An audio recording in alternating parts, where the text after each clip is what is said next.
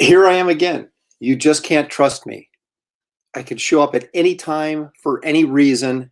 And well, that's what I'm doing. Welcome to a last second Aaron Live for the second straight day.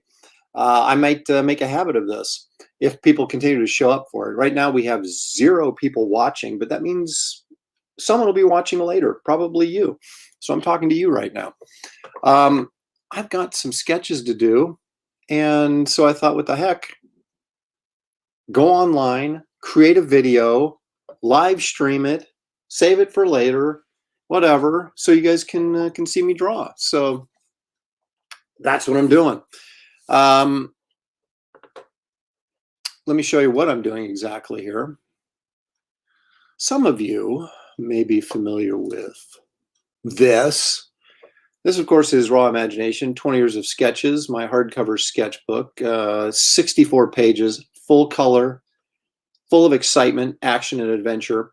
I offer this for $25, but I also offer a sketch on the inside, a headshot of your choice, whatever character you like, and I do that. And for an extra $20, you can get one of these for $45 with a sketch inside, and that is what I'm going to do right now. So we do have a couple of people jumped in. Jeff Potts, he is here. Joseph Green. Okay, that's 2 guys. We are ready to rock and do. This is practically a party. So let's move along, shall we, and get the party started. So anyway, that's what I'm working on. I'll prove it to you. Here's an actual physical copy. I'm holding it in my hand. The actual hardcover. So let's get drawing, shall we? Enough of this foolish talk. Now, since this is a last second live stream, you can clearly see that I'm, as usual, not prepared. My banners in the background are like there's a gap in between them. I can see some books through there. Oh, which side? That side? That there. So, you know, that's just par for the course around here. All right. Shelly's teaching, so I'm going totally solo today. She won't be doing any last minute drop-ins. It's just going to be me and you. Okay, what do you know? My autofocus is actually off on my camera. All right, so I'm going to switch over to my drawing camera and draw like the wind, draw like the devil stands behind you, Aaron. There's only 3 people watching, but that's funny, Jeff, so I'm putting you up there anyway. That was pretty good. In fact, that was so good.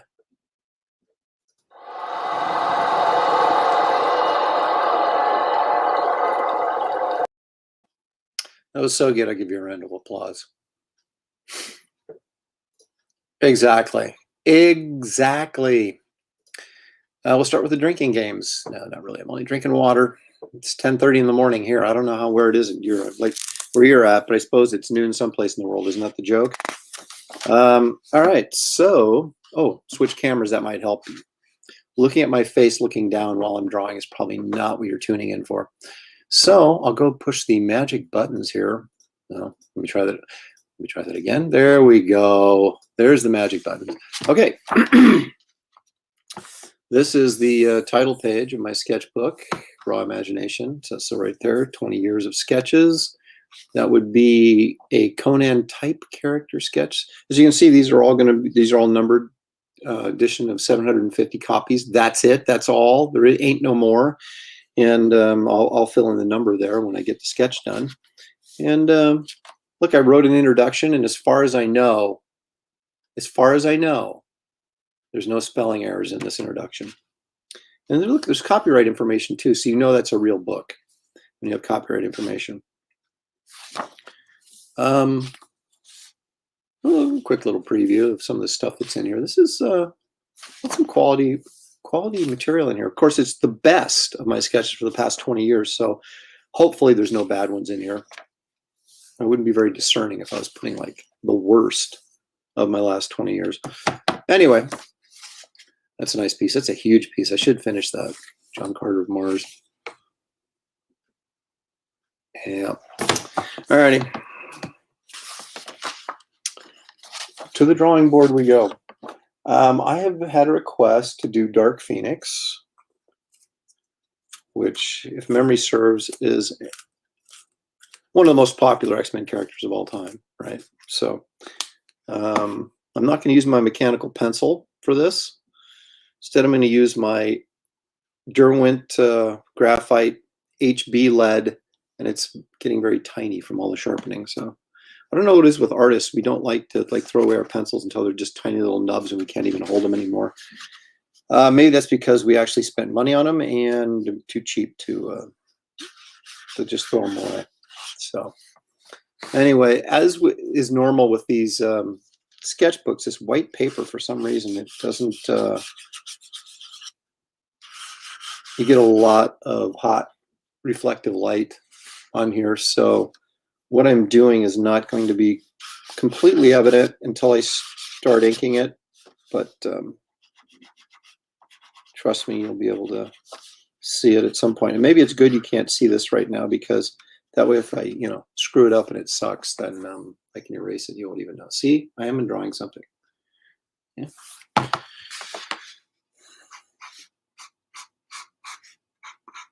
Basically just a basic female face.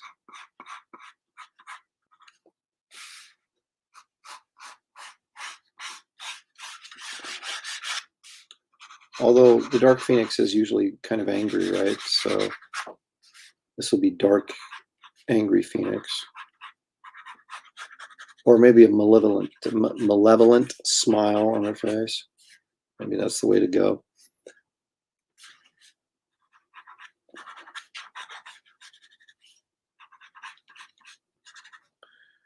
If we have time, I do have a bigger surprise than this, though.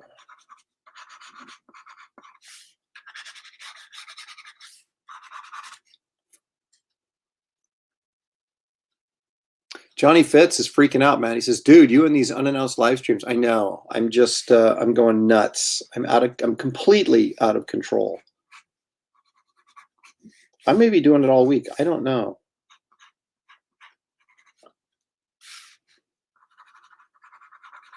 There's something fun and mischievous about, just putting on a live stream without letting anyone know you're doing it.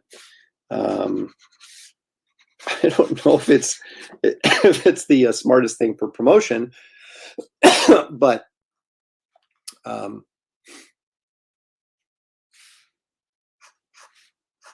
on, Johnny, it's early yet. It'll get better.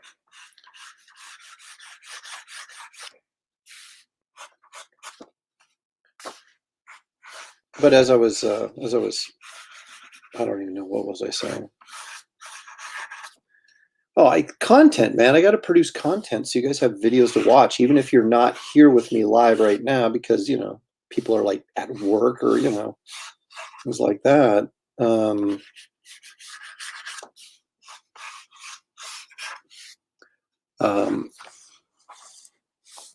Let's see what we got going on there. You can watch it later, right? Got to give people videos to watch.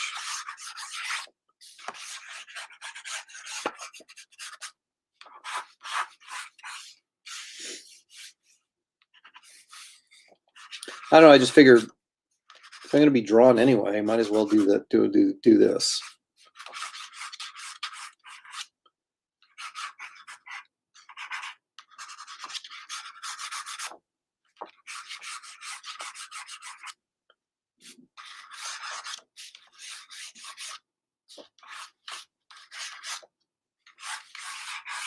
This could either be Dark Phoenix or Starfire.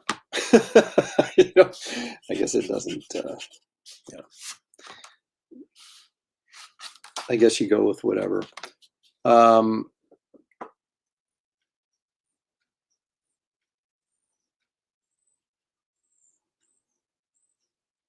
This is a really good question, and not necessarily. I had this conversation with Steve Epting one time. I thought it was kind of funny. He, we were like, sometimes it takes like a long time to come up with what you think is like the perfect female face, strong, beautiful, all the things you need it to be. And so then once you get that formula, you're like, oh, I don't want to change it. But you can't have all your female characters look exactly the same, right? Of course, when you're doing a sketch like this, it's, you can't put a ton of thought into, oh, I need to change your nose a little bit or something like that. So it's not like this other one. But I do try to give the characters, when I'm working in a comic or whatever, I try to give them specific looks. And a lot of times that comes down to the hair and other things like that. But I mean, ones that, you might do something different with the eyes or something different with the nose on a certain character. But I don't necessarily go, oh, you know what? I really want this character to look like, Scarlett Johansson or something like that. I do sometimes, because sometimes you'll get a script or whatever, and you'll think, this character really reminds me of such and such, or you get an inspiration or whatever that maybe sort of speaks to you at that moment. And you're like, oh, you know what? It'd be perfect if this character looked like Sandra Bullock or something. That does happen occasionally, but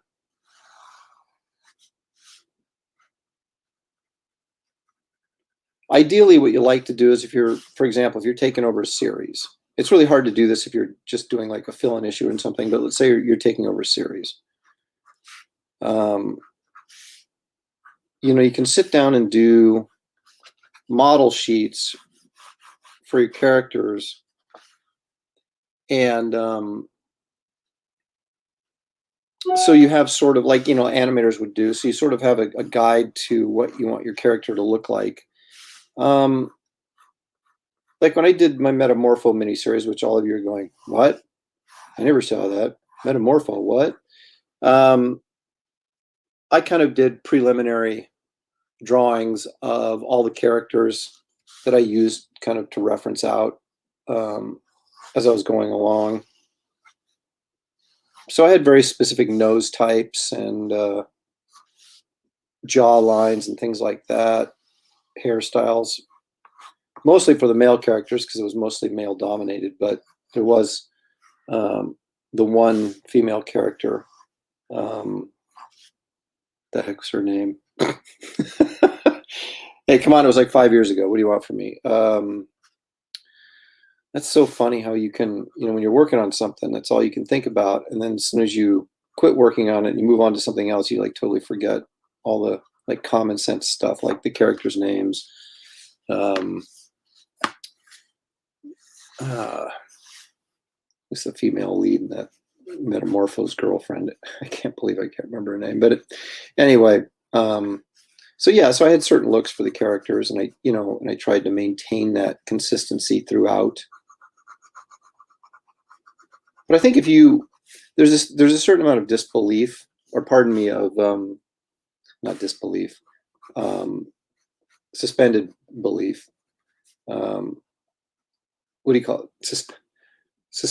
Suspension of disbelief. That's what I'm trying to say. That when you go into a comic, and a character's introduced, like say it's Wonder Woman, right? And you're always going to do her hair pretty much the same and her body type the same and that type of thing. But, from panel to panel, the nose isn't always going to be exactly the same. The eyes aren't going to be exactly the same, other than what you bring to it with your own personal style that is consistent. But it's Wonder Woman, so you accept the fact that she doesn't look exactly the same in every panel.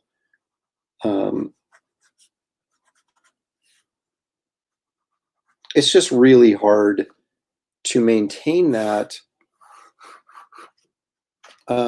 if you're not using source material. Like again, if I was going to draw Wonder Woman to look like Scarlett Johansson, right, then I would have a ton of pictures of Scarlett Johansson from different angles, and then so I would refer to that every time I did a Wonder Woman face, right? Then I would make it look like Scarlett Johansson, or at least have the the same type of features that she has. But most of the time you do not do that. I mean, first of all, if I made characters look like Scarlett Johansson or whatever, I could technically get sued for it, or get my publisher in trouble. So you don't really want to do that. So you got to be careful. And of course, the infamous one was the guy who used Amy Grant's face on the cover of a Doctor Strange comic, and Marvel got sued for that. So, you got to be careful about such things. I was going to go on with a heavy black, and I forgot I can't use heavy black on this because it'll bleed through to the other side, and I don't want to do that. So I have to crosshatch. Everything that's black has to get crosshatched.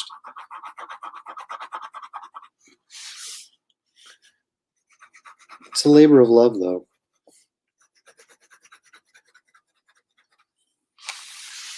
Yeah, we're up to 5 viewers. That's what I like to see.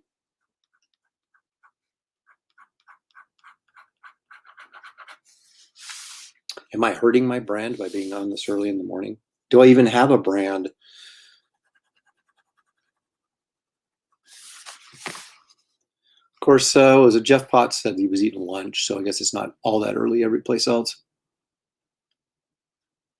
Randy Funk wants to know, when will you be releasing a new sketchbook? I already have 2 copies of this one.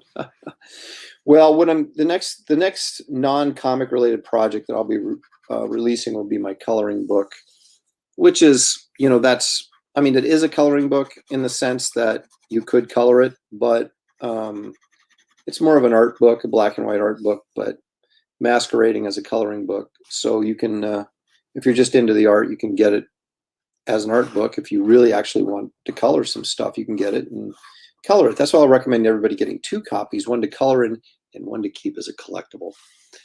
Hyper Kju is here and says, yo, but he says it, he doesn't just say yo, he like announces it, man. Yo. So there he is. Thank you for joining us.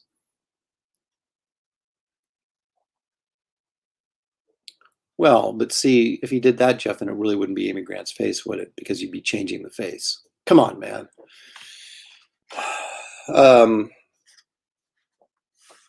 Yeah, so that I'm hoping, I've still got, see, when I had my shoulder surgery, I don't want to keep whining about this, but that really set me back like 6 to 8 weeks, because I really didn't draw of any significance for really 8 weeks. And I really thought, like, when I got the surgery, I'd be like, I'm going to be drawn in 2 weeks, man, look out. And boy, was that not the case. I started drawing after 6 weeks, but I didn't really get back into it where I could maintain a regular schedule till about 8 weeks. So that was like 2 months of like lost time. And so all these projects that I was working on the first of the year that I would have been done with by now are not done. So I'm, trying to play catch up, and I'm, doing catch up on my commissions and as well, and trying to get my next project launched.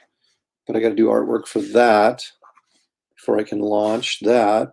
And then I'm comic project, and then, then I've got the coloring book, which is, like I said, the majority of it is done, but there's still 6 or 7 pieces to be finished. And when you're talking about, fairly detailed black and white illustrations, it's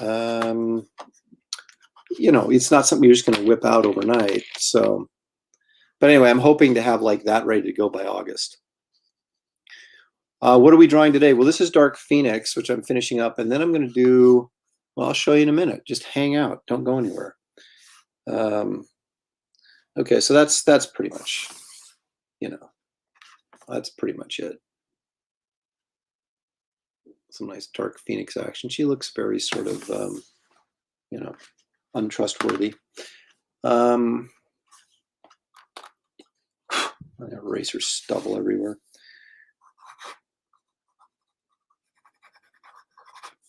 Yeah. Screwed up my own signature. That takes talent, folks. All right, I got to find my bat book so I know what number this is. Of course, those of you who aren't familiar with the bat book, which many of you are, I'm sure, this is was a gift from DC, like a Christmas present gift they used to give us back in the days. And it's just a, it's just a ruled line book, but I've been keeping track of all my sketchbooks. Look at that. Woo! Look at all those orders. Yeah. Woo! Okay, so anyway, so let's see. This is Dark Phoenix. Sorry. It's Dark Phoenix. Been paid for. Yay. That's going to be number 266. All right. That was painless. Okay. So yeah, so I'm going to have, I'll have this and my coloring book. Maybe do like a 2-book deal,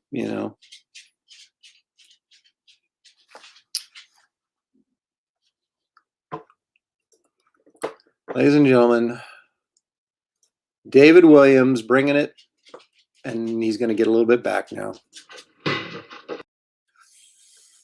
So I'm hoping that David's working on his comic pages while he's tuning into this. Let's see. Love it. Have been reading Claremont X-Men lately myself. How about that? There we go. Good old Chris Claremont. I haven't talked to Chris in a while. Randy wants to know, will you be doing any cons this summer, this fall? Yes. I'm going to be in Kansas City at the end of July, and then I'm for a one-day show, but I'm also doing a store signing the Friday before the show. And then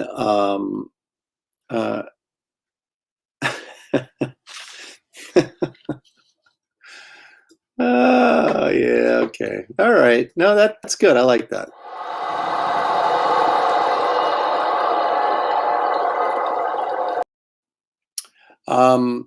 So yeah, getting back to Randy's question, and then I'm going to do Rose City. Oh my gosh, that just reminds me, I still have to fill out my application form and send in my picture and all that kind of garbage. So I'm doing Rose City here in Portland. Why not? As far as anything else, I don't know. Maybe Seattle in December. I really should kind of get on the ball with that. Because I don't really know what else is going on. I don't know if they're doing New York this year, but I don't want to go to New York and get mugged or shot until they actually get a decent mayor in there that's going to actually do his job. I don't know that I would want to be going into New York. And so yeah, so Kansas City, Portland, and then maybe Emerald City in December, which is about as safe as New York these days. So and then hopefully, in the following year here, what would be 2022, that we're looking at Heroes Con and things like that. Be back in order, because I really I was going to go to Heroes Con in 2020. I was, set to do that. And then of course, COVID happened. And so that kind of put a damper on everything. And of course, there's no San Diego this year. And they were going to do a WonderCon or a smaller San Diego in November, but they canceled that. So I know California, they tax the crap out of you. And so they're making me less and less wanting to go to any more shows in there. Oh my gosh, I got a light blaring right in my face. And every time I look up, it blinds me. And I look down and all I see is light spots. So, all right, so there we go. Dark Phoenix, yay.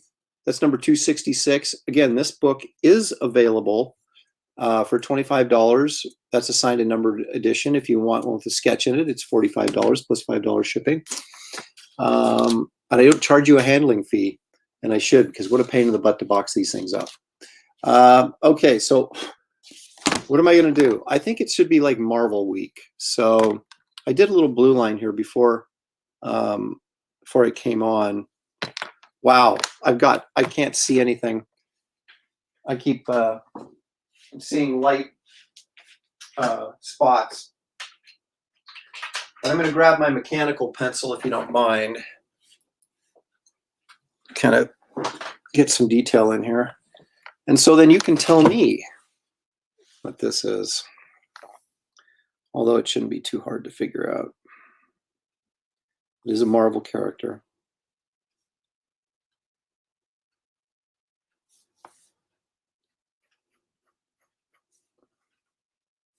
I won't be going excessively long this morning simply because I think I have to take my daughter to work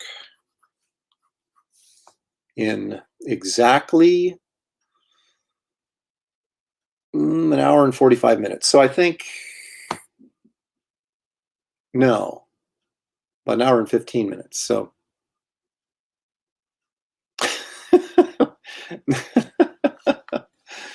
David Williams wants to know if I'm stroking out or something. No, I don't think I am. I'm just, I just got lights literally pointed at my face,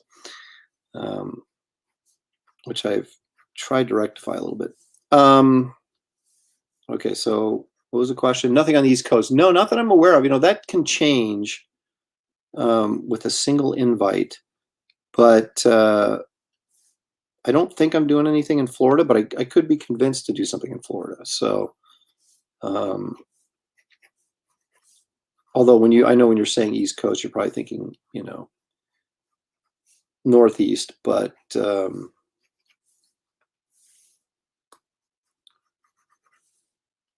I really want to get back to Philadelphia. My goodness, I love that town, that city.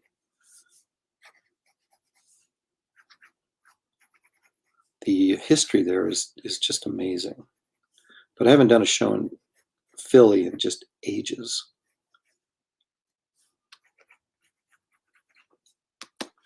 Christian Quintos says, yeah, that's what I'm doing. Christian Quintos, bed sheet, man, that's weak. That's so weak. I'm giving you this. I come a little bit stronger than that. Do Power Man. You know, that's a good suggestion.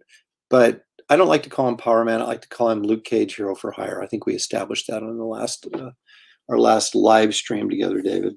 So let's get that right.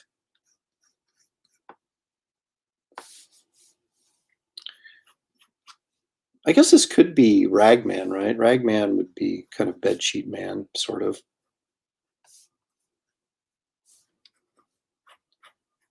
I kind of liked Ragman. I don't really, I mean, just his look. I mean, I did pick up his first issue when he came out when I was a kid because I always bought first issues just in case they were worth money. And actually, Ragman's #1 is actually over $100 now, so it's actually moving a little bit. But I always kind of liked his look. I thought it was kind of cool. But I don't really know his story because I didn't really read that much.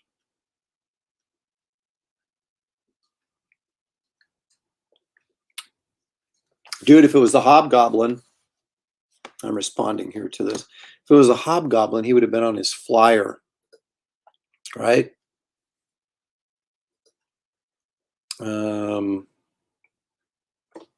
On the rag, man. You know, David Williams should have his own comedy show. I don't know. He may just save all those good that stuff for me.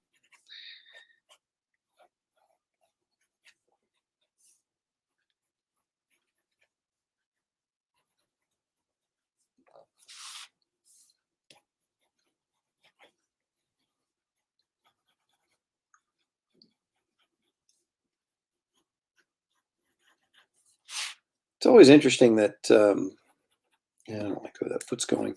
I think it's interesting that how popular like Moon Knight is, and yet how unpopular he is.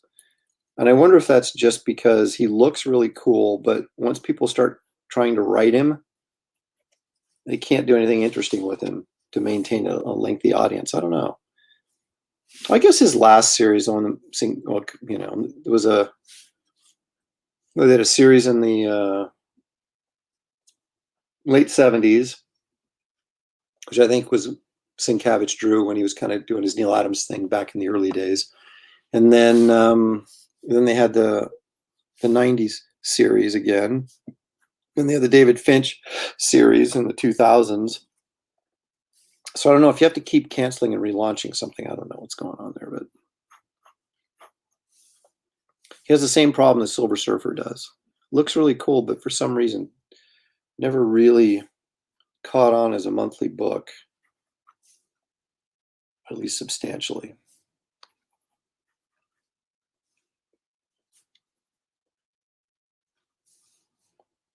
I know he's got a little crescent moon there. I assume it goes this way.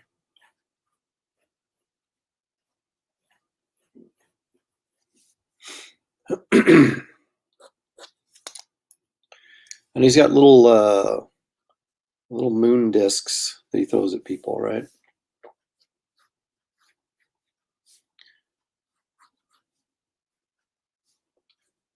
Just want to make sure they don't look like batarangs.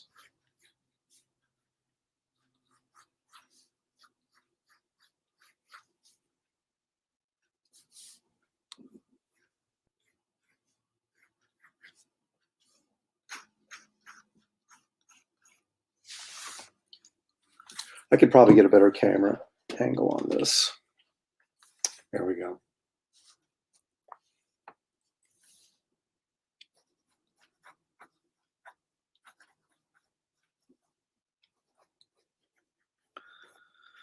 Someone posted on Twitter the other day, if you could, if you could write a character that,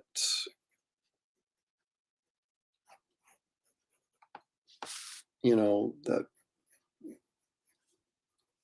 people wouldn't think that you would be right for, or something along those lines, what would you do? And I just put down 3 things: Captain America, Deathlock, and Man-Thing. And someone then dropped in a cover to a Marvel 2-in-1, which was, of course, Thing's team-up book in the late 70s and through the 80s. And there was an issue of Marvel 2-in-1 that actually guest starred Captain America and Man-Thing. If they'd only squeezed Deathlock in there, I would have had all three of my character choices.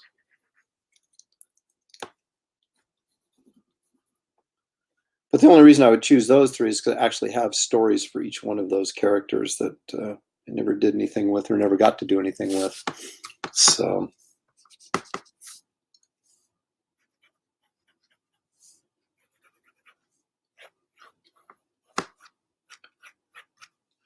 And I doubt the way things are going at Marvel these days that I ever will get to do those stories.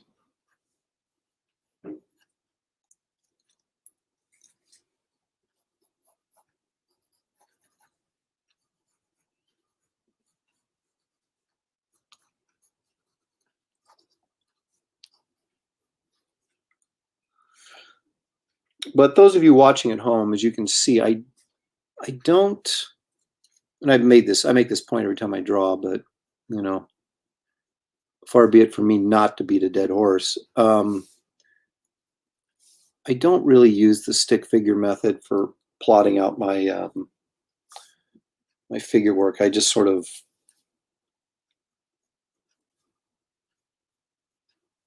shape my way into it, if you will, rather than using a stick figure.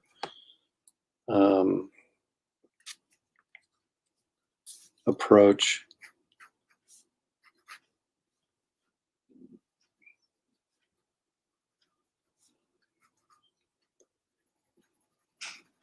I used to be sort of reluctant to use a lot of shadows on Moon Knight because he's basically a all white character. So you figure if you saw him at night or something, you'd just see this kind of ghostly image flying around. And but he does look much cooler when you do add shadows and stuff to his look. So I'm going to do that. In fact, I'm going to do heavy.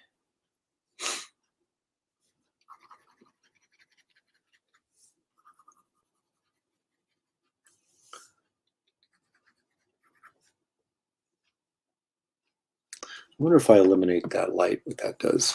That helps a little bit, doesn't it? Okay, we'll do that.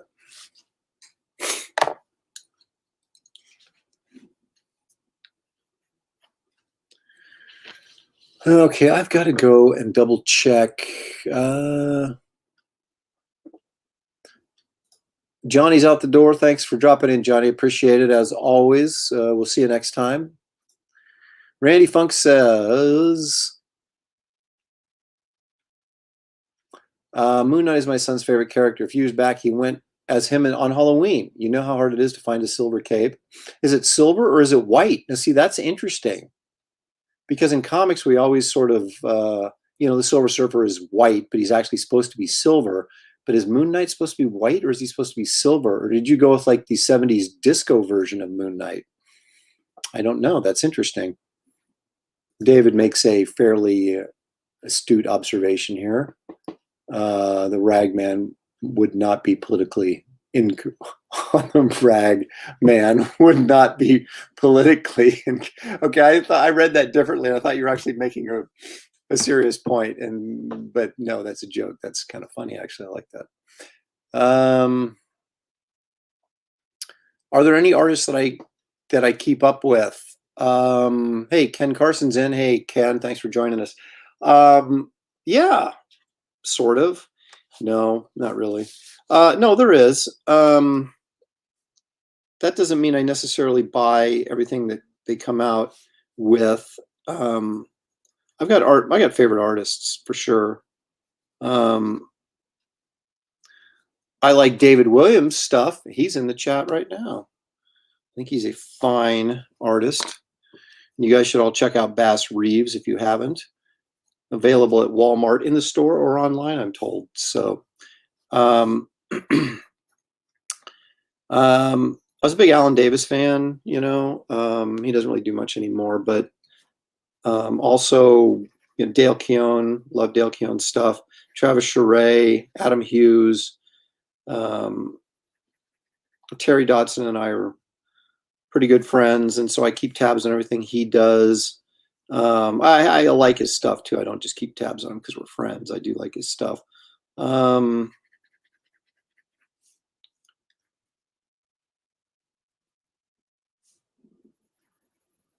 There's a central Brazilian artist, I think. Tomas did some Conan stuff for. It's my wife calling me. Let's see what she has to say. Hey, I'm doing a live stream right now. I am. I'm just going nuts, man. It's live stream or nothing. That's right. Well, you would guess. Let's see. She wants to know who's here. I'm going to put you on speaker. All right. All right. Can you hear me now? Hi. Yeah. Okay. That's Shelly. So even when I'm solo, I'm not, because Shelly will find a way to drop in. Solo, man. Jeff Potts is here. Ken Carson's here. David Williams is here. Of course. Johnny Fitz came and went. Christian Quintos is here. Randy Funk is here. Hyper Kaiju is here. So I mean, we got a small full house. How's that? Oh, cool. Well, nice. All right. Well, I just taught my last physics class. Booyah! Like last physics class of the year? Yep. Actually, I didn't really teach. We just talked, watched videos. Well, we talked about what's on the final and stuff. So the other final exam Thursday. Ah. I know. All right. Well, have a good one. All right. Enjoy. Talk to you later. Bye, guys. See ya. Bye.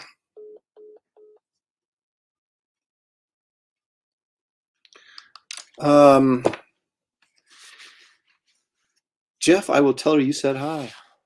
I did put her on speaker. Well, okay, here's the thing. Everybody gets the Jaws ringtone. Okay. It's I don't specify. I don't even think I know how to change it so certain people get certain ringtones. I don't even know how that works. Technology is not like someone I'm really close with. So anyway, and no, I'm not sick, David. I'm always dealing with hay fever this time of year to a certain degree.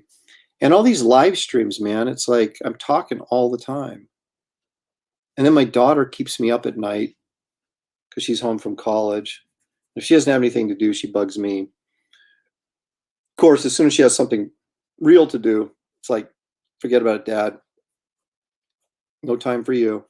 But so she keeps me up late, and so I'm not getting enough sleep, and so I probably have a little going on in my throat. So, but I'm fine otherwise. Thank you for your caring question. I got to figure out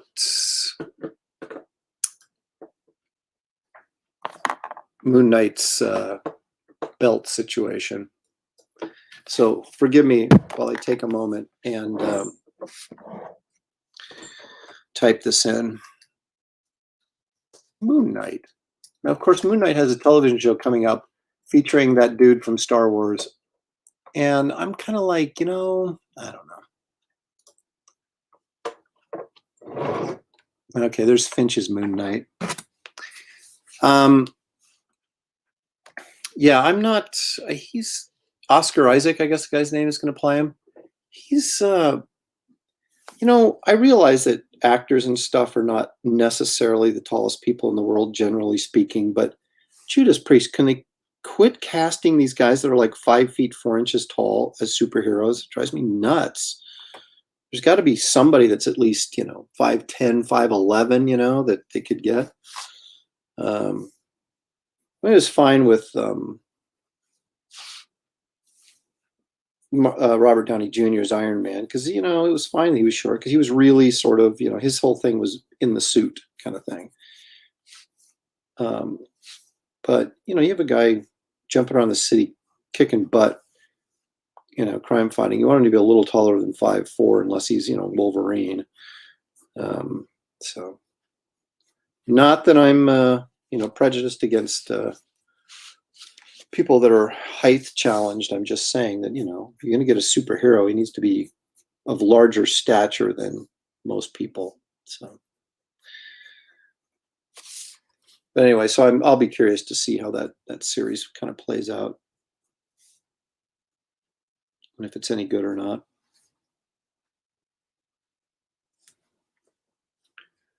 He's a fidget.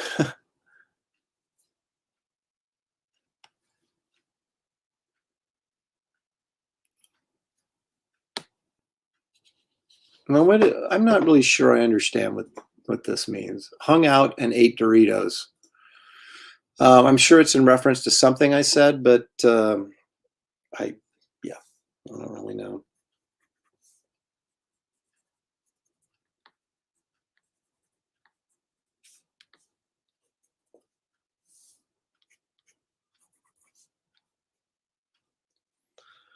So I got a cover sitting over there on my drafting table that I will be very excited to show you guys in the very near future.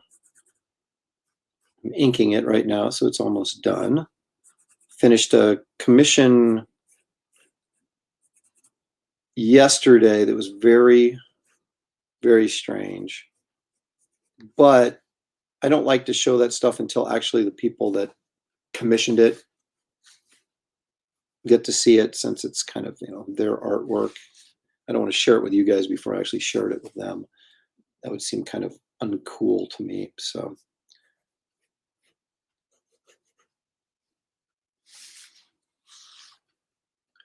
I don't really know what's going on with his boots, but that's okay because I'm going to blacken them in anyway.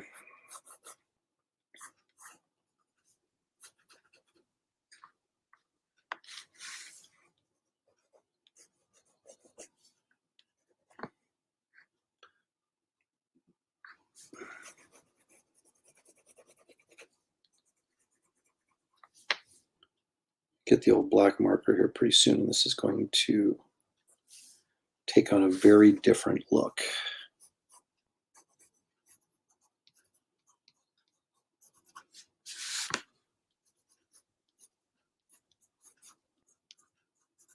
something really liberating when you can do this and just sort of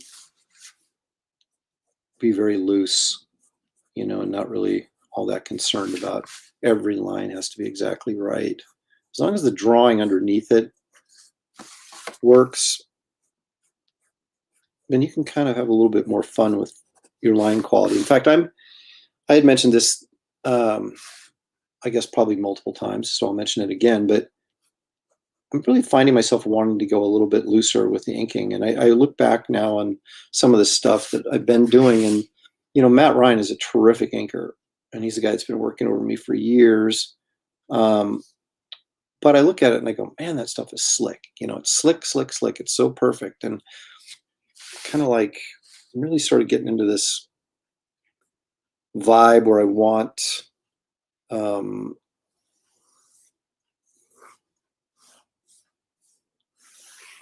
stuff to be have a little bit more character, a little more tooth to it, a little more.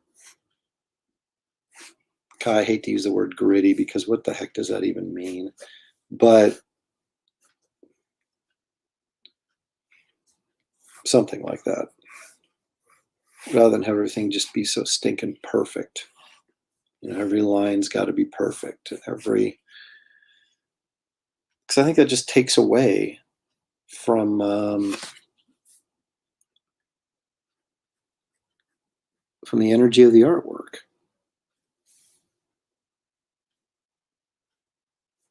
So we'll see if I actually can make myself do that on a regular basis. We shall see. All right. Now, do I have a black pen that isn't empty? That's the question. I'm not sure if this is a joke or not, but my guess is that is a joke. I'll probably put some gray on it. Oh,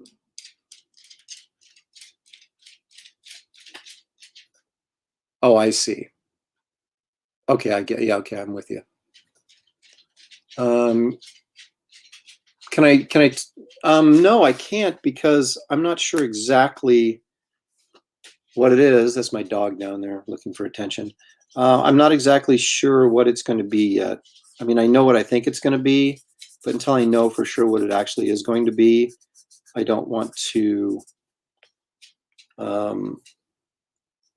start creating a buzz about something that's not going to happen, or at least happen in the way that I think it's going to happen right now. And the reason I'm being so cryptic is because I'm exploring a couple of options, and until, you know, those things have been exhausted, and I can sit back and kind of take a look at everything and say, okay, what am I going to do here? What makes the most sense?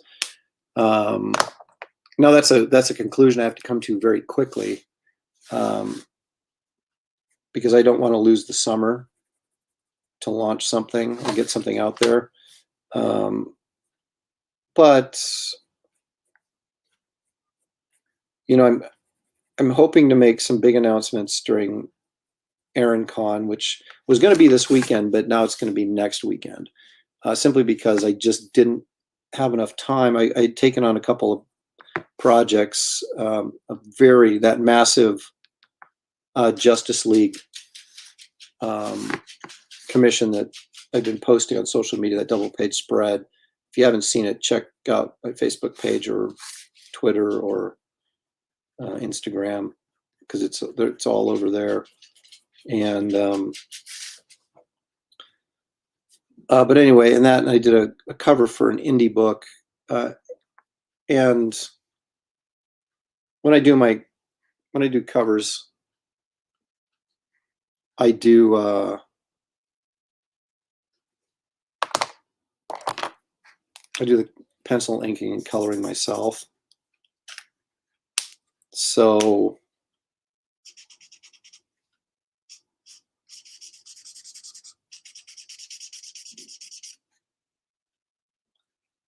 those a little bit more time consuming than just, say, penciling something and turning it over to somebody else to finish up. So I wasn't able to get everything I wanted to get done.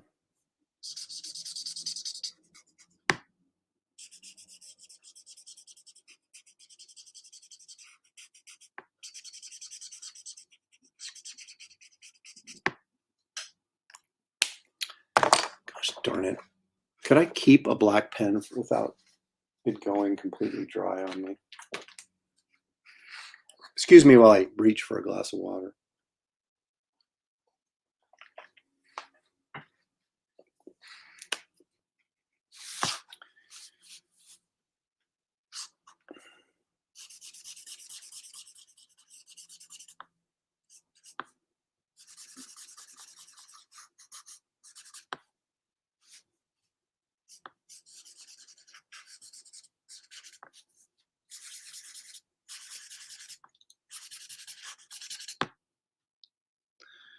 You know, the interesting thing is, since I'm not in a competitive drawing situation with, say, like David Williams, for example, it's I don't feel quite as much pressure. I can just sort of freewheel here and not really have to worry about, you know, a guy on my live stream actually doing a better drawing than me. So it's sort of liberating.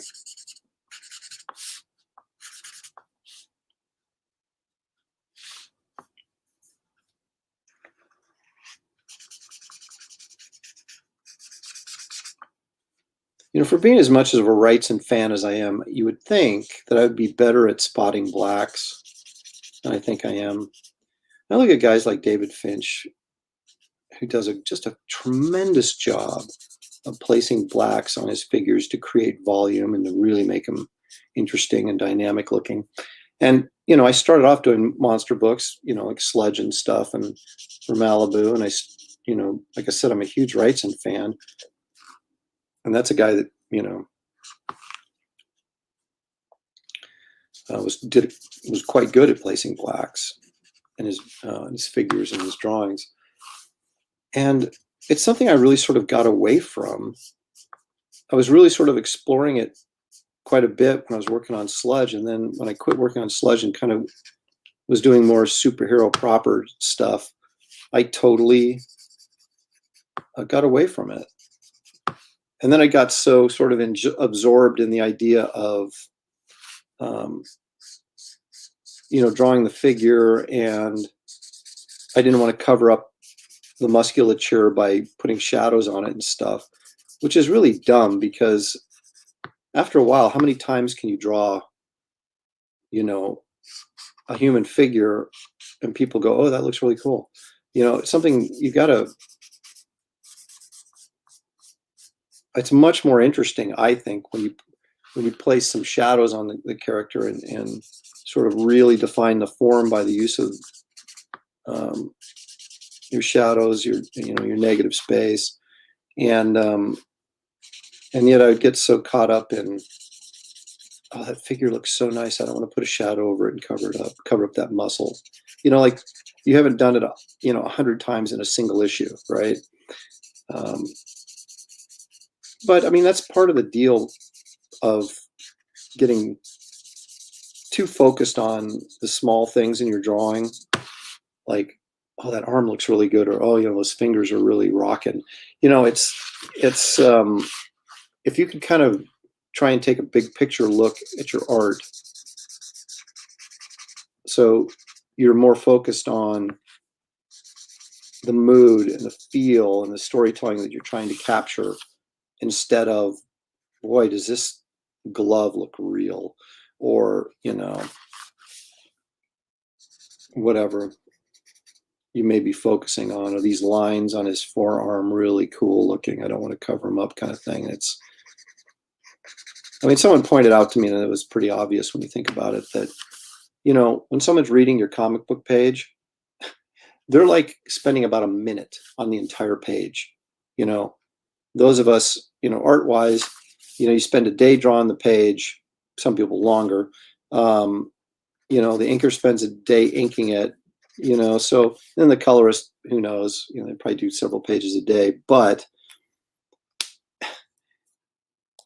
you know, you spend all this time working on it, the art, and then the person reading the book is good for about a minute, you know, unless they go back and look at the art later, which a lot of people do, I suppose, but a lot of people don't. So getting like totally enamored with the details on any given figure and then ignoring the bigger picture of the design of the page and the the storytelling and things that are going to make an impact in that 1 minute that the person's actually looking at your page or your drawing.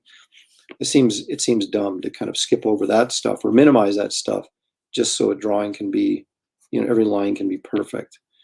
And I have nothing, against, drawing well, obviously. That's what I'm trying to do. But so anyway, I've gotten a different perspective, I think, on it recently.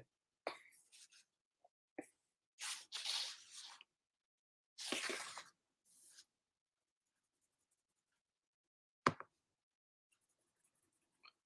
can honestly say this is the most shadows I've ever put on one night. I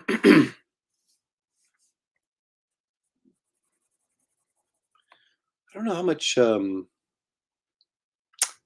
do I have. I got about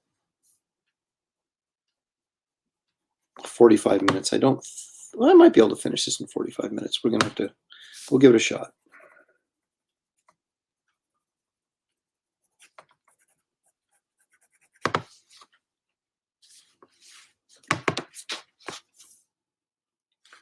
But I want to do some cross-hatching, some line work out of this black, soften up some of these shadows.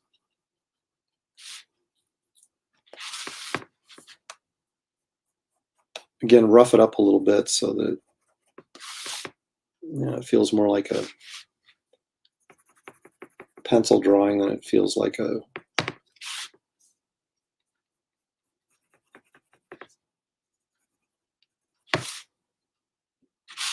over-inked or precisely inked porcelain doll.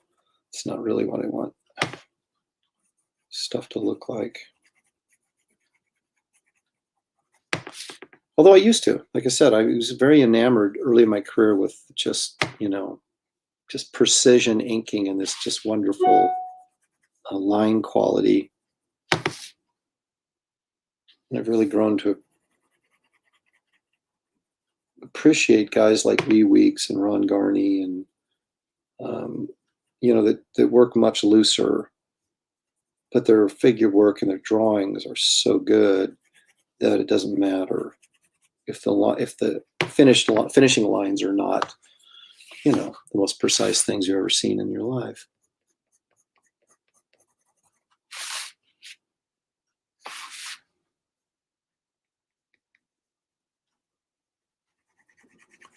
And plus, the project I'm working on right now needs to be rougher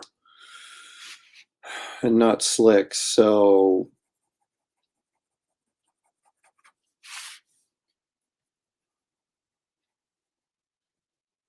all this is kind of trying to retrain my mind so that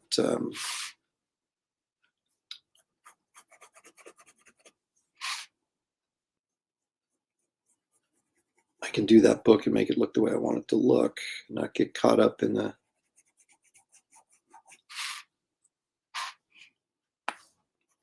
precise details.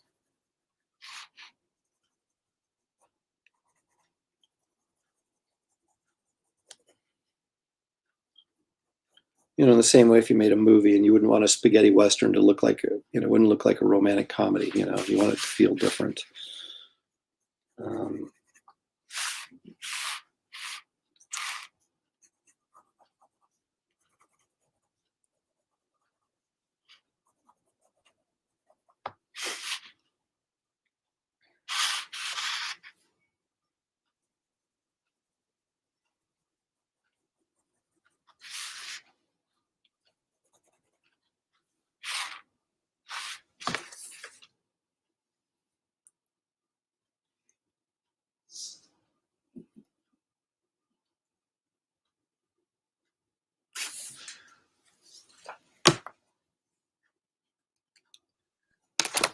Go in and do the underside of this cape, put a little bit more black in here because, well, just can't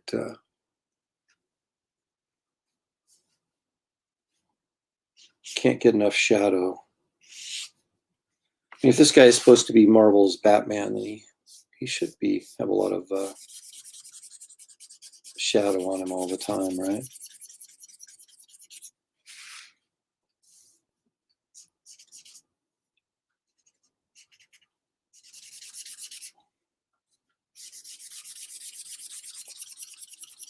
And after I finish this black will probably be bone dry. And then I'm going to have to make the tough decision of, am I going to refill this thing and make a mess, which I always do, or am I going to throw it out and buy a new one? These are the tough questions in life, really.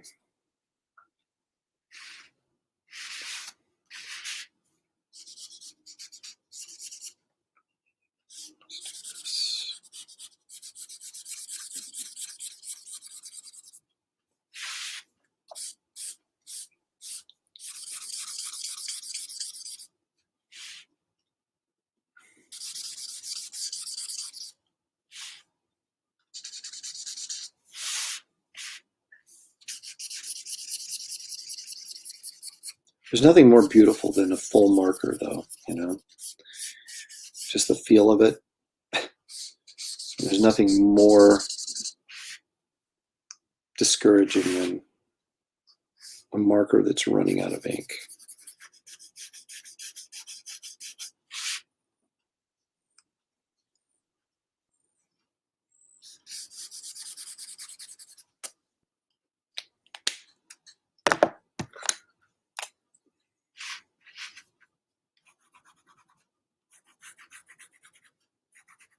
I used to love to get like sketch requests of Batman and stuff. It shows, because, you know, Batman's cool and everything, but then they always end up involving using so much black marker that you're like, oh, I just drained this entire marker doing one sketch of Batman.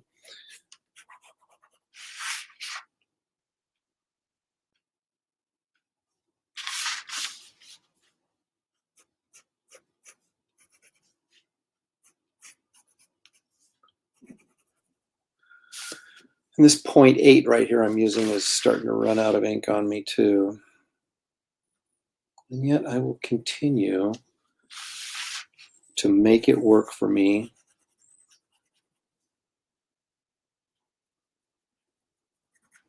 Until I get so frustrated I throw it.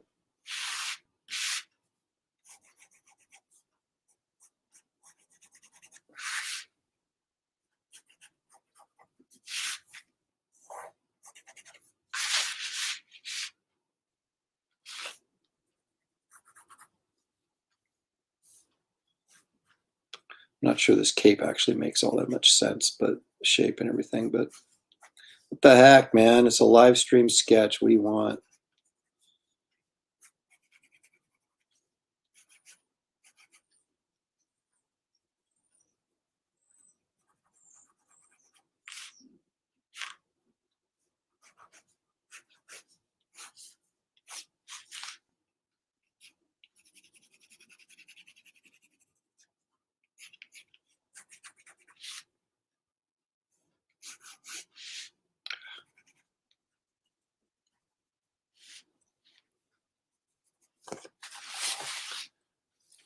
Let's take a visual update. So you can see all that sketchy line work in there.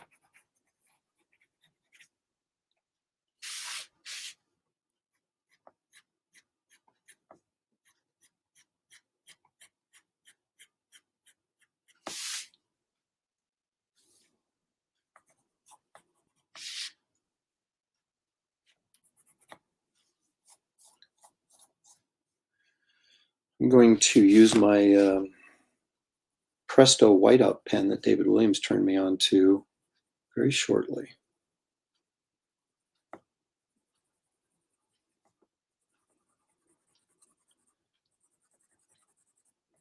I always saw these guys, these inkers would go in and like do these like splatter effects, you know, all over the place. And it looks so cool. And I would always be afraid to do that. I'm like, oh, I'm going to spray ink all over my drawing. Again, because I was so caught up in everything's got to be perfect, right? But that stuff looks so cool. And then I started getting into it and doing it a little bit. Now it's like I do it all the time, even probably when I shouldn't do it, because it looks cool.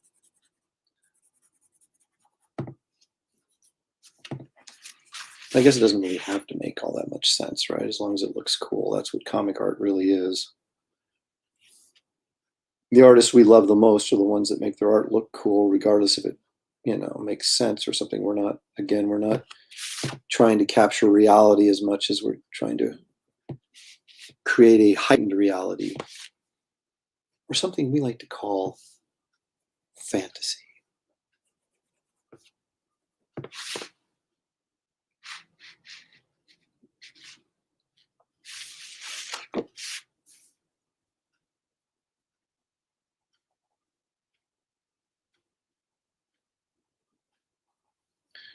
Next time I do one of these, I may have to draw a man thing.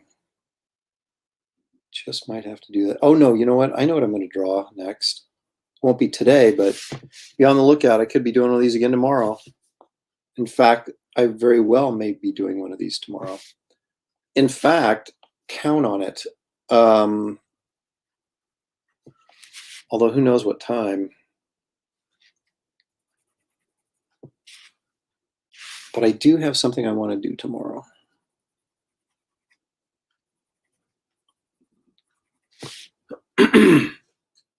Draw Kazar.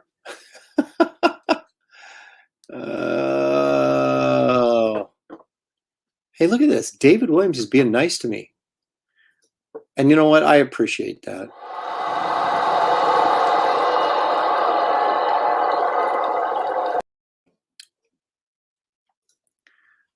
Glad it's on Moon Knight. All right. Excellent. Well, it's like I said, I'm not feeling any pressure, so that's kind of why this is turning out all right. Kazar. You know, I love Kazar. I really do. But I'm not going to draw Kazar.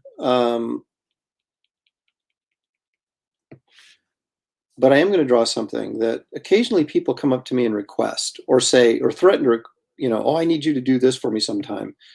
And I thought, you know what? I'm going to do that. And it will involve color, but not a great deal of color. So that's all I'm saying.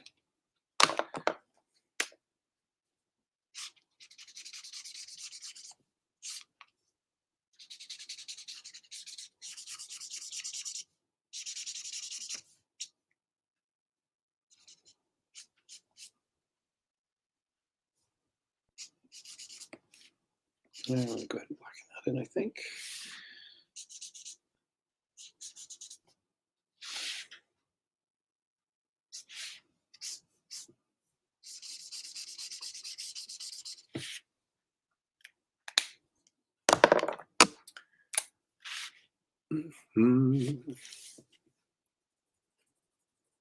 You know, I did a fill-in issue of Kazar back in the 90s, that one where Kubert and Mark Waid were doing it.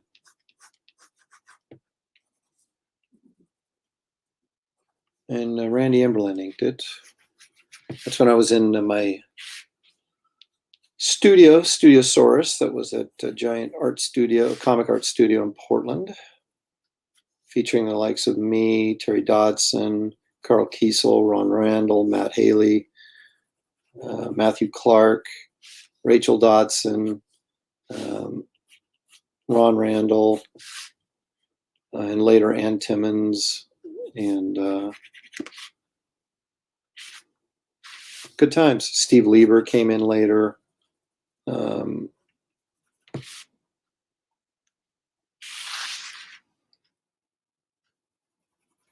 But the one interesting thing about that was we would pick up some overflow occasionally. Like I remember Terry got behind on, and I'm not saying it was his fault. It might have been Might have been the writer's fault.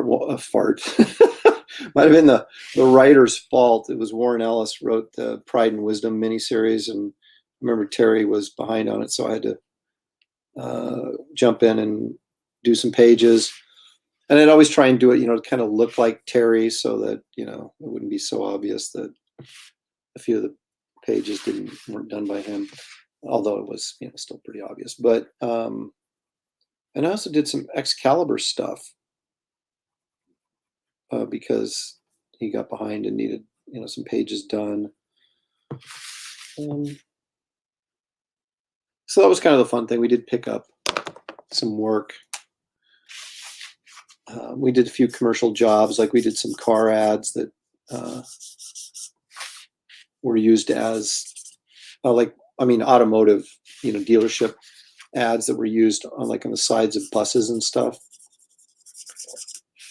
I was actually pretty proud of those. Those turned out pretty well, but they were sort of car ads in a comic book sort of format. And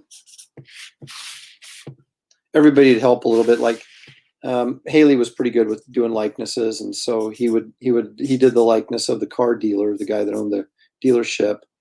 And then I think Ron Randall and I did the actual art for the for the car and the the little comic strip thing that they put on the side of the bus. So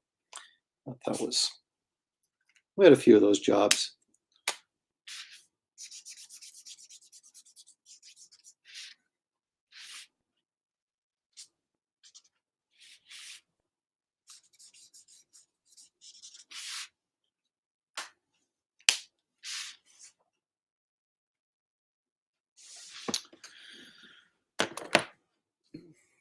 How much time do I have left? I still got time.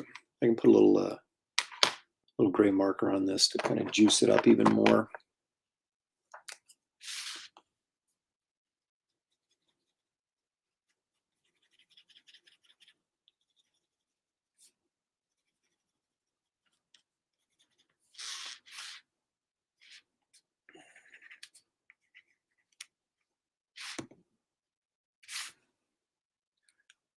I'm gonna feel like I'll beef this up a little bit down here.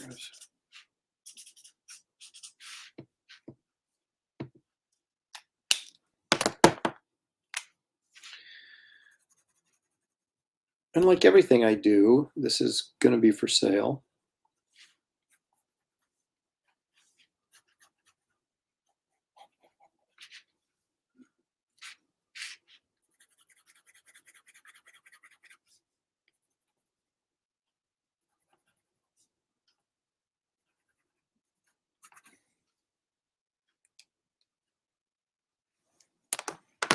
I don't even think I'm going to erase the pencils. I just love the whole sort of roughness of this whole thing, except that right there. I don't like that.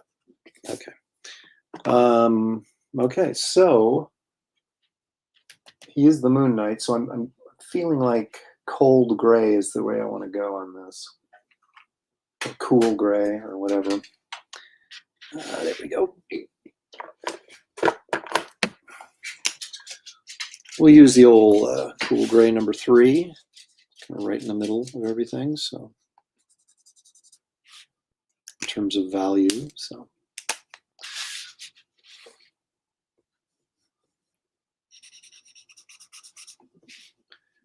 Although it's dying on me as well.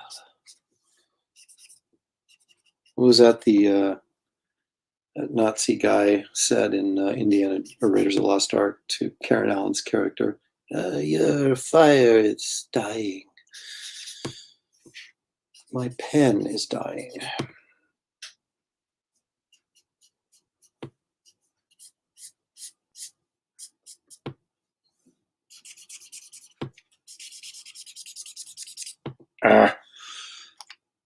I don't really want to refill this. Okay, so let me see if I've got something else that'll work, like a C2 that maybe isn't empty. Let's see. Okay, this has a little bit more in it, but it still feels like it's kind of empty. Well, apparently that means You know, I'd come in and say something positive like my mom would right now. Well, that means you're using your pens. That's good. Yeah, it does mean I'm using my pens. If anybody could invent like a pen that you never have to refill that's constantly got ink in it, millionaire right there.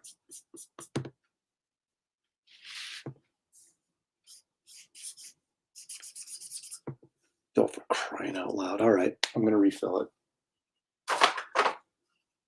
I've lost the battle, but I'm not going to lose the war, provided I can find my stupid refill. Oh, there it is. It's sitting right here, which means I must have just recently refilled this. So how could I not have any ink in here? I don't know. I'm telling you. The annoying things in life, the travails of being an artist. Gotta refill my pens. My world is over.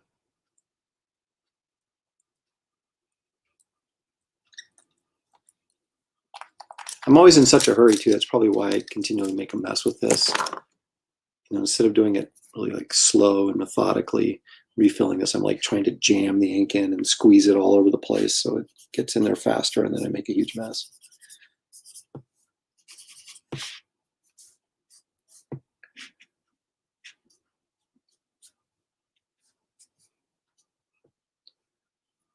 Oh, I think this is happening, man.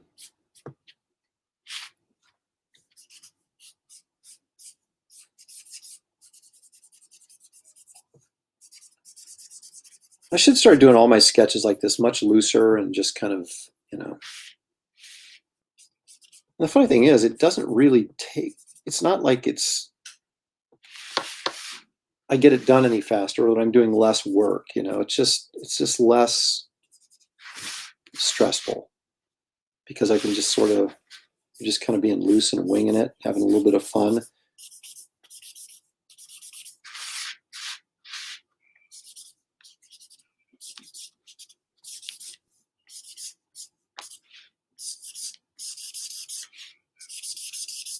This still doesn't seem to want to come out very smoothly. I wonder if my tip is ruined. It probably is.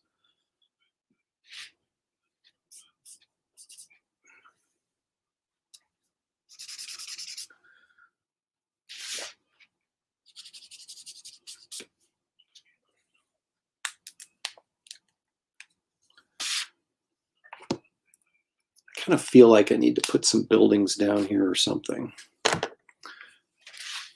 Although this, well, actually, he's closer to the bottom of the page than I thought. I had it sitting on there like that, and it looked like there was all this space down here, but that's actually the page underneath. I think what I'll do is I'll, there, now we know where the page ends. Where the page ends and the fun begins.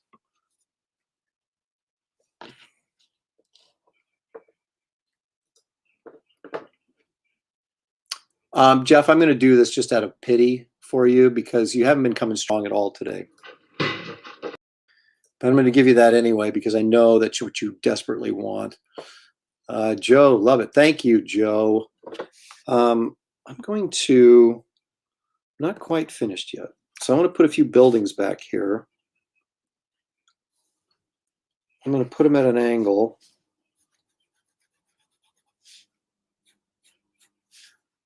Of course, the funny thing is you put all these buildings in these tiny buildings in the back here, and you're like, well, what's he jumping to if all the buildings are back here?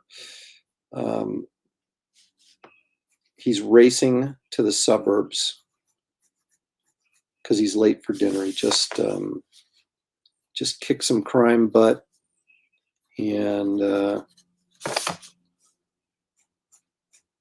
now he has to get home. What am I using here? 5? Why am I using a 5? I want an 8.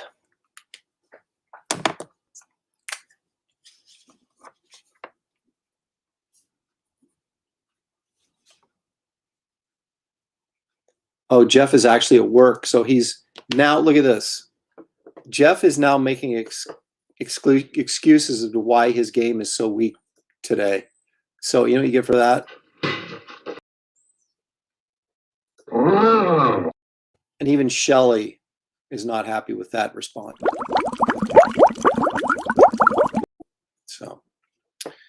All right. Don't come in here with excuses, Jeff. Come on now. Okay.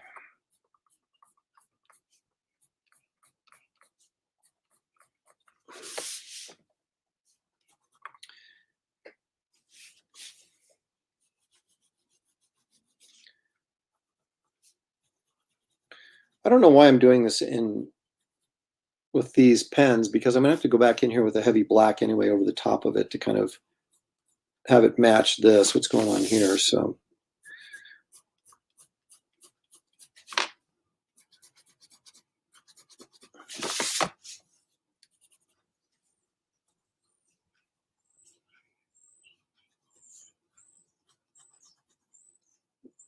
this is kind of like the debris I did in the Captain America piece yesterday. It was just like I'm putting in some really rough shapes back here to kind of indicate a little bit of a skyline behind him.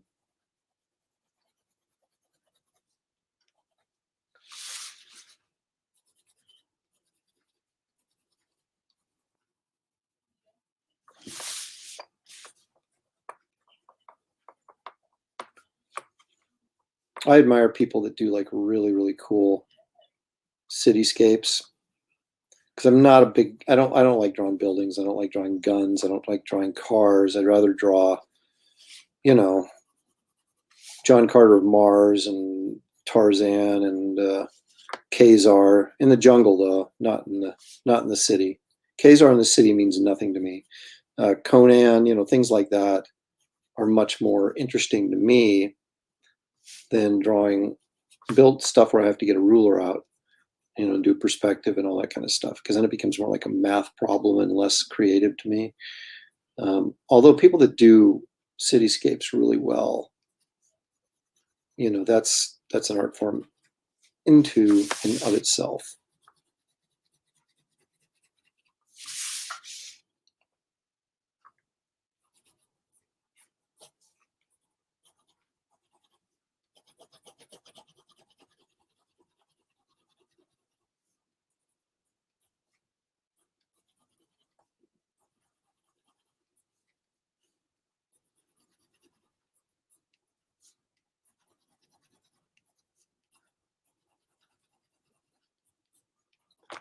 But that, I think, is also, is a product of what my influences were when I was a kid, which is mainly Frazetta, and then later after that, Wrightson. 70s were very much,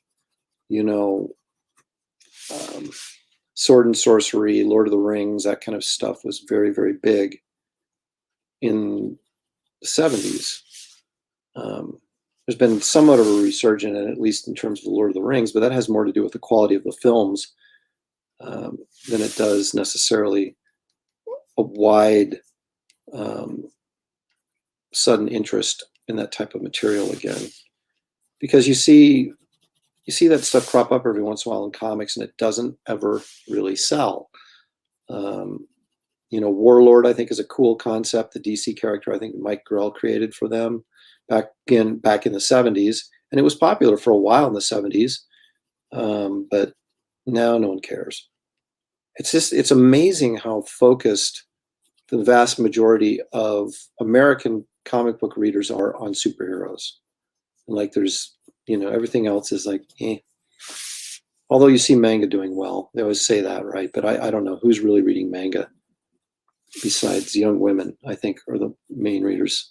I may be mistaken on that, because I'm not exactly a hipster and don't exactly hang out in my comic shop regularly like I used to. So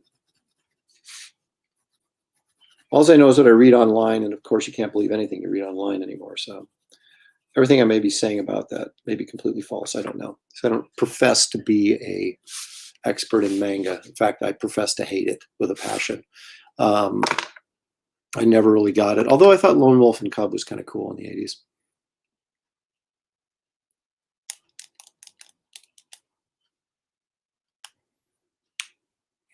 All right, here we go. Hyper Keiju says, I read a good amount of manga. Okay, so what's the appeal? Why? Why do you like manga? Is there a connective thread between all manga that you get something out of reading manga? Like there is sort of, the connective thread of superhero comics, that there's a certain expectation that gets met when you read a superhero comic. I will give you a moment to answer. In 2 sentences or less, answer that question.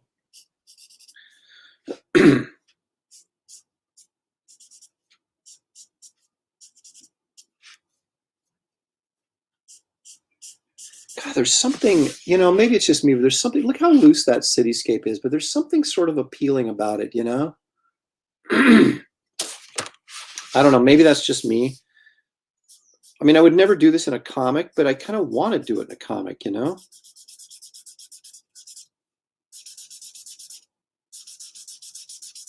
I should do this in a comic. Well, what I have done a little bit is, like I'll draw everything in perfect perspective, right? And rule everything out in the pencils, and then I will freehand it when I'm inking it. And so everything's right where it's supposed to be, and all the perspective and everything's lined up. But there'll be a little bit of a wobble to the line, which then I think sort of adds some of this quality to it that I kind of dig, that I'm trying to successfully incorporate into my work without compromising my work. I don't want people to look at my stuff and say, well, that's really sloppy. He's not bringing it, because that's not really the intent. The intent is to get kind of a different look that people will still accept, but will show some growth on my part instead of being stuck in, trying to do the same thing, or trying to do the same thing and improve on the same thing, which is kind of what I've been doing. Let's see, HyperKju says, fun stories, good characters, wide variety of genres, super easy to pick up as opposed to US comics, which aren't numbered in a straightforward manner and rebooted constantly, etc. Also, manga is cheap. That's a lot of good reasons. My local comic shop can't keep manga on the shelves, sells itself practically. Wow. He's bringing it.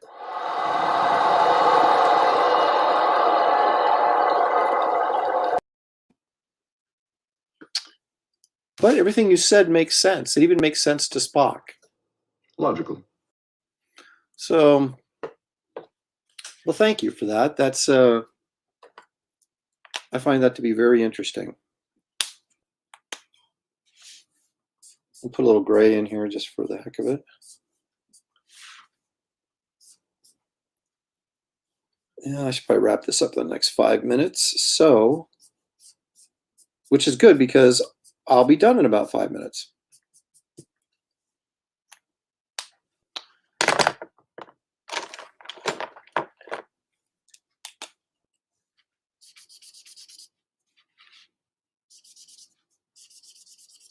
I don't know why I'm putting yellow, or pardon me, warm gray over the top of that cool gray, because it's not really going to show as yellow now.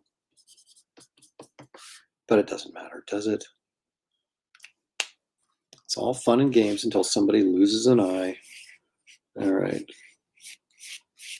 Since it is the moon night, I'll go ahead and make a moon.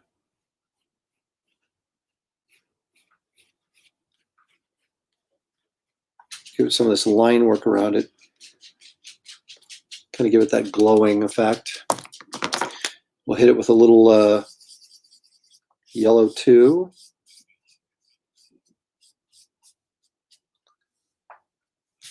Yay.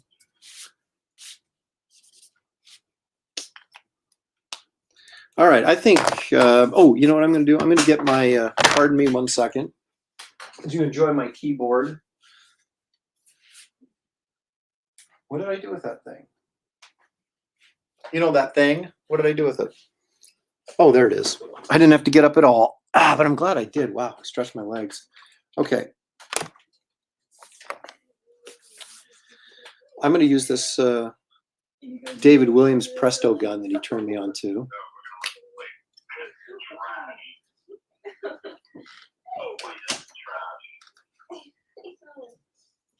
All right.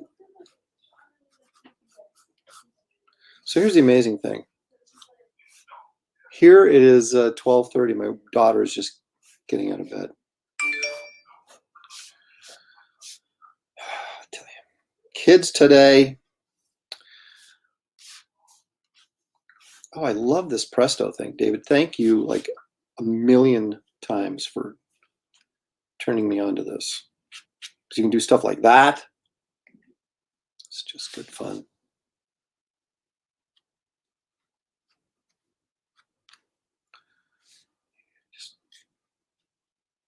It's beautiful, man. Put a few white lights in the windows.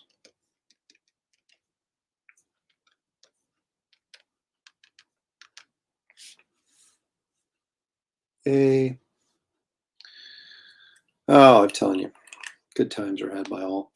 All right. That's about as close to being done as it's going to be. And that's a little too heavy there. There we go.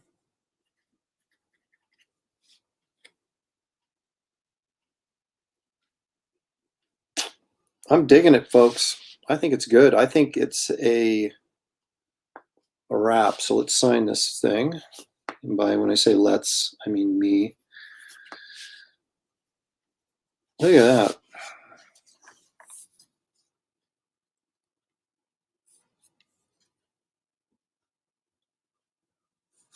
We're getting close up for a little bit of the, you can see some of that stuff that's going on in there. The line work and whatnot.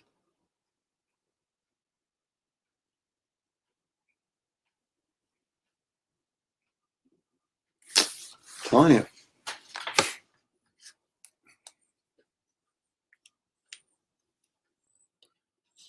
Oh, look at Rodney.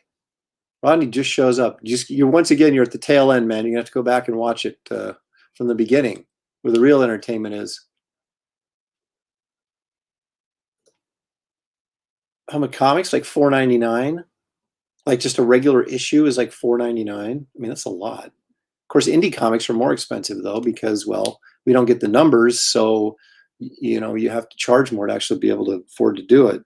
So I'm trying to figure out, one of the many things I'm doing right now is trying to figure out a solution to these problems.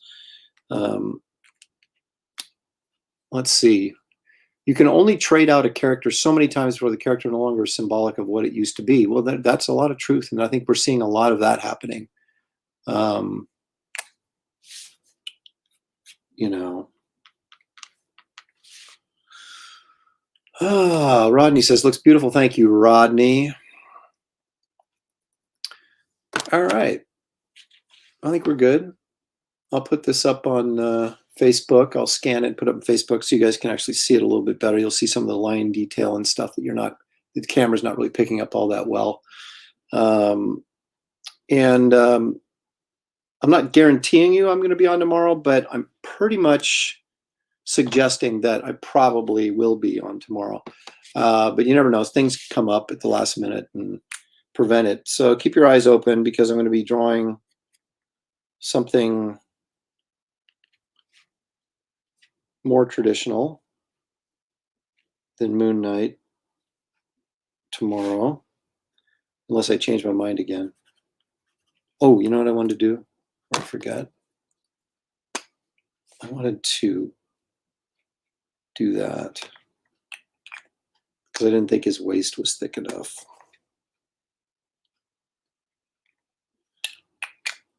And when that dries, I can go over it with some lines and stuff, and you'll never even know it was there. But again, it's a sketch, so I can do like crazy stuff like that, and nobody cares. It's part of the look. Okay, so let me... Hyper KSU is out of here. He has to actually do work stuff. Thanks for joining us, man. I appreciate it. Hey, let me, while I still have a few people in the house, I'm sure all you guys have subscribed to my channel, but in case you haven't, please take a moment to be subliminally influenced.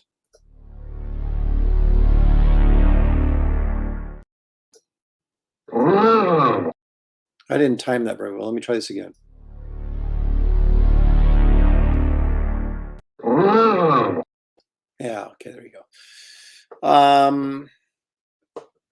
Yeah, so I could use your generosity and subscribing and liking this channel. I would appreciate it. Makes the world go rounder, so they tell me. So anyway, again, there it is.